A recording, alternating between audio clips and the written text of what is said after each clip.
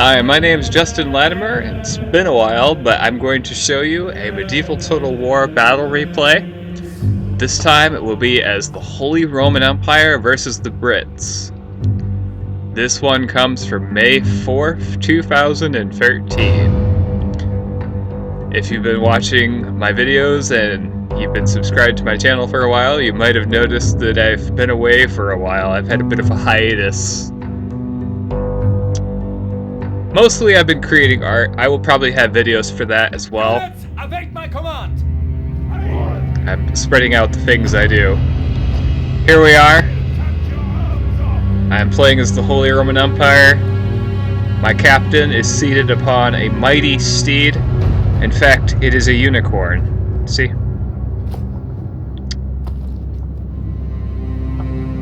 This map is called Winter War. I like it because it's not flat. I like it because it's got these hills, these lumps.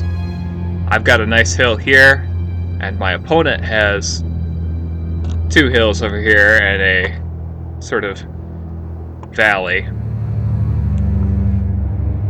This particular episode will be a kind of classic episode because we're going to be talking about the flaws with deploying in a valley, because that is what my opponent does. He deploys in a valley. Let's show off some of my army. I am using 4 units of riders. I had a lot of money for this battle, so I was able to upgrade them to plate armor. If you've watched my videos before, you probably know that I like riders. They carry pistols, they have a lot of punch. I believe the missile damage somewhere is around 20, which is a ton. They also carry spears, so they're a little bit better at fighting cavalry than other cavalry. Also got 2 units of arquebusers, backed up by 2 units of Pavise crossbowmen. My spear component is made up of 4 units of Landsknecht pikemen. I've also brought 2 units of Zweihander, which means freehander in German, because the sword is so big it requires 3 hands. Why would you build a sword that big when you only have 2 hands? That will remain a mystery. They look pretty cool though in their plate armor. This is a very Renaissance themed army. Pike and shot as it's called. I'm actually being shot at right now by longbows, and you can see the fire is very, very nasty. And this is from that valley down there, which is an absolutely terrible place to deploy. But even at this range, my arquebusers will be able to return fire, and my Pavise crossbowmen will be able to return fire from a much safer distance. Unfortunately, because these are guns, they're not currently firing right now, and if you're aware of the problems with gun infantry in this game, sometimes they get into a bad habit where they just stand around and think about shooting, but don't actually shoot.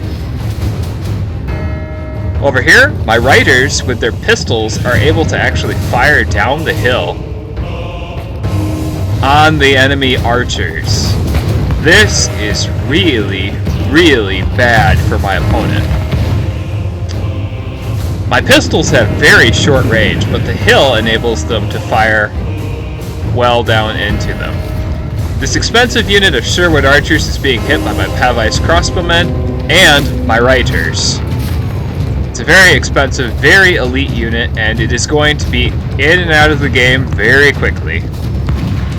Already, my Reiters and my General have routed it.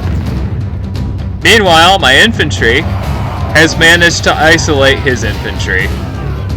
These 2 units of swordsmen are rushing uphill against my Zweihanders and my Landsknecht. This is not good. Not for the enemy. I'm also able to outflank my enemy and move 2 units of Landsknecht pikemen to the flank. This means that the enemy will not be able to rush up this way, and they're not doing anything about my Reiters either. As you can see, the opponent has brought some catapults and some cannon. They are rendered completely useless by my enemy's positioning choice. I'm not using my Reiters as heavy cavalry. I'm not using them to charge. I'm letting them use their pistols because they get a ton of damage from their pistols. It penetrates armor, And with the rest of my bullets and arrows flying in, the fire will be withering upon my opponent. Now, as I'm not using them as heavy cavalry, I can use them to move around the battlefield. This gives me a lot of tactical flexibility. I am able to influence this battle any way I want. My Lanzknecht pikemen are now fighting against the enemy cavalry, and they're doing quite a number on it. Meanwhile, this infantry battle is very much in my favor. My Lanzknecht pikemen and my Zweihanders are pushing them back.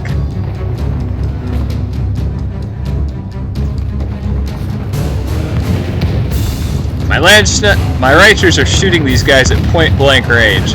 There's really almost no way they can miss. I make a bit of a mistake here and I leave this unit of Reiters sitting around too long. I get charged by the enemy's spears, and that's not good for me. I actually lose a few Reiters, and their morale changes. They're now wavering because of that mistake. However, they're on horses. They can run away. These guys will end up getting chewed up by my Reiters and my cavalry. This unit of armored swordsmen is now routing. And the spears are pulling back to the main enemy line. I'm not sure if his catapults are able to get a shot off. My Raiders have surrounded the enemy swordsmen that were fighting my Landsknecht and my Zweihander. I have now thoroughly moved this part of the battle into my favor. I have a very nasty barrage of fire up here.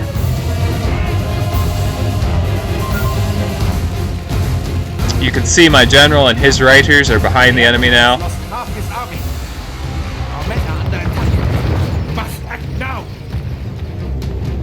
The terrain is to my advantage, the army is to my advantage. My opponent has wasted a lot of money on these catapults and the cannons. I don't believe that they ever got a shot off either, so they were a complete waste.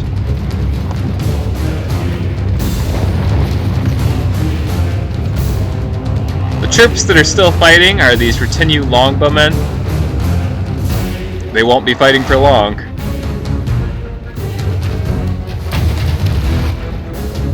There's also some archers back here, archer militia, and some Sherwood archers who have reformed. Here's some spearmen.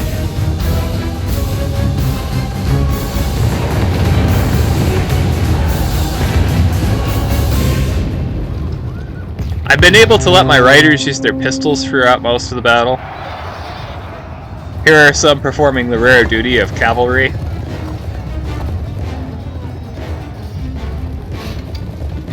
Retinue longbowmen are now routing. Over here, my other Reiters have just killed all of the enemy swordsmen. And my barrage of missiles on the hill have just taken down the enemy general, who was running.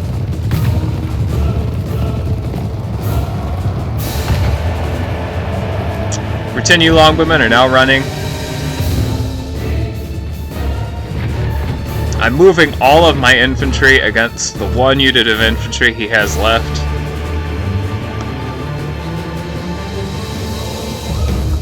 They're just spears.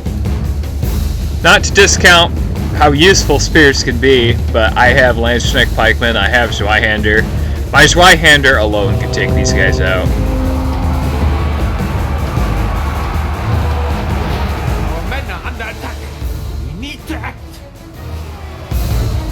Enemy armored sergeants are now routing.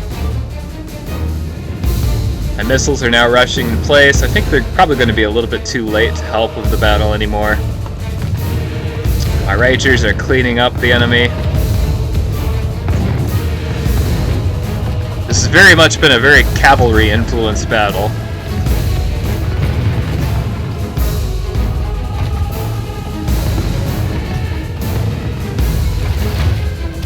These guys are just militia, archer militia. They have very little defense. They have very little attack. No one shall doubt that we are the victors of this day. And now they're routing. And Germany has won the battle.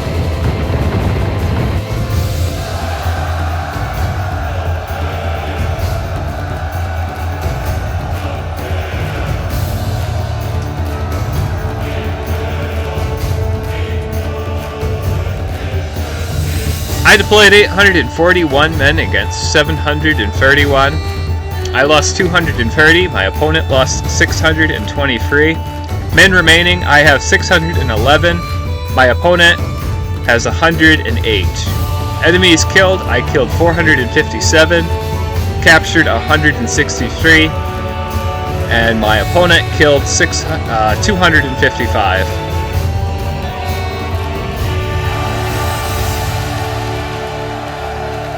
Casualties inflicted, my writers were able to inflict 52, 39, 69, and 85, with 3 units of them gaining 1 experience. My Landsknecht pikemen took down 37 and 29. They didn't perform that well, but they did form a good defensive line for my infantry. My Zweihander took down 24 and 41. Arquebusiers took down 5 and 24, and the Pavais crossbowmen took down 19 and 20. Things my opponent did wrong where his infantry was entirely composed, well, not entirely, he had spears and swords, so I guess he had a good balance of infantry. He also brought good missiles. The retinue longbowmen are really good. He had decent cavalry, he had a general's bodyguard and some knights. But he wasted his money on these siege weapons. He brought, let's see, how many cannons are there here? Looks like 3 units of bombards and 2 catapults. And his deployment was just utterly wrong for them. Had he put them up here on this hill, he could have actually caused some serious issues for me. For one thing, my arquebusiers would not have been able to fire from this hill. I would have had to advance them further closer to the enemy and into the path of more danger. Of course, my Pavais crossbowmen could have probably stayed on this ledge here and fought against his troops if he deployed them on these hills. And my Reiters also probably would have been useful, but it would have been a much closer fight. He would have been in a lot better position if he had stationed his troops better. But he deployed in a valley, and of course you never deploy in a valley, because from this hill, I could have just sat on this hill and won the battle. But because I had Reiters, I could advance to this hill directly behind his forces and fire upon them with my pistols. Had I wanted to, I also could have advanced the other wing of Reiters over here and outflanked him twice. I could have had Reiters here, I could have had Reiters here, I could have had my infantry and my missiles here, and that would have been very devastating for him. Also, I think it's worth pointing out that I did not lose a lot of my missiles. I lost a few of my arquebusiers. I lost 14 in 1 unit. And my Pavais crossbowmen only lost 1 man. So it was a good day to be one of the missiles. It was not a good day to be in the infantry. My Landsknecht pikemen and my Zweihanders suffered some pretty heavy casualties, with 50 in this unit. But despite that, they did have a hill. They were fighting against an opponent who was fighting uphill. A good argument for the English troops. This would say that the English swordsmen were really good, but they were misused here. So, thank you for watching. Good battle to my opponent, KCE 724. And don't deploy in valleys. It's not a good idea. Also, don't underestimate Reiters. Reiters are awesome. See you next time.